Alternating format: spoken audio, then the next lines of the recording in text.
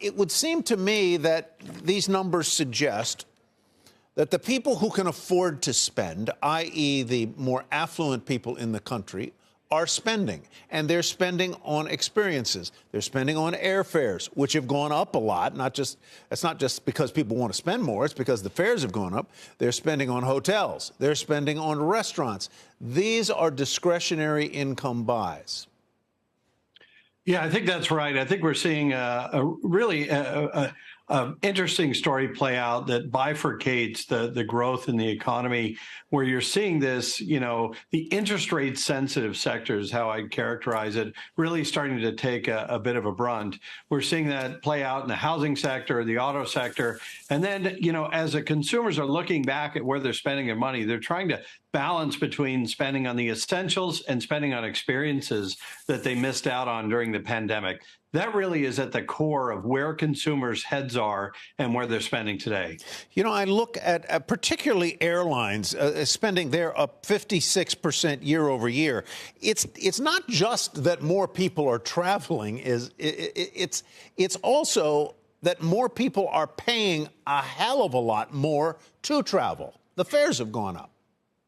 Yeah, there's some really interesting stories playing out there. Small businesses are getting back out there and traveling like they missed out on for quite some time, trying to maintain their competitiveness. You're seeing volumes of leisure travel really hold up quite well. So beyond the price story, it's really expensive to travel right now.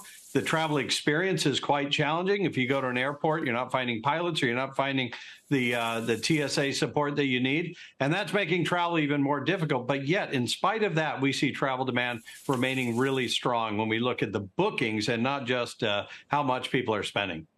And as you point out in this survey, it looks like furniture and furnishings, a modest gain of 1.4%, hardware, 1.7%. These would be what you would call housing-sensitive areas, I guess. Exactly. That's that interest rate sensitive sector, right? The housing and autos, where the Fed is trying to raise rates and cool down the economy, they are having an effect on housing. They're having an effect on those housing related sectors like furniture and furnishings, as we're seeing in that spending pulse data. Do you now job growth? I want to switch back away from spending and to jobs. Labor participation rate basically flat, down a little bit. Job growth was lower than it has been over the past. Do you expect, given the fact that a lot of companies have either said they're going to cut jobs or reduce their hiring pace or freeze hiring, do you expect that job growth number to go even lower in subsequent months, maybe even roll over? Well, on the jobs front, I think, when you drive around America, you see a lot of help wanted signs.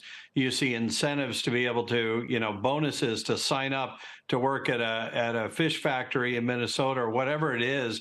These stories really are quite substantial. And I think there's an undercurrent here. You are seeing a lot of headline publications of people talking about reducing the workforce, but you're still seeing that, restaurant demand is really strong, as we see in our data, still needing more workers there. You're still seeing that demand across America, where you're seeing hiring, or that willingness to hire, really remain resilient. That's what's holding up a lot of that number today. All right, Bricklin, thank you so much. Thanks for sharing the data with us. Have a great weekend, sir. Shepard Smith here. Thanks for watching CNBC on YouTube.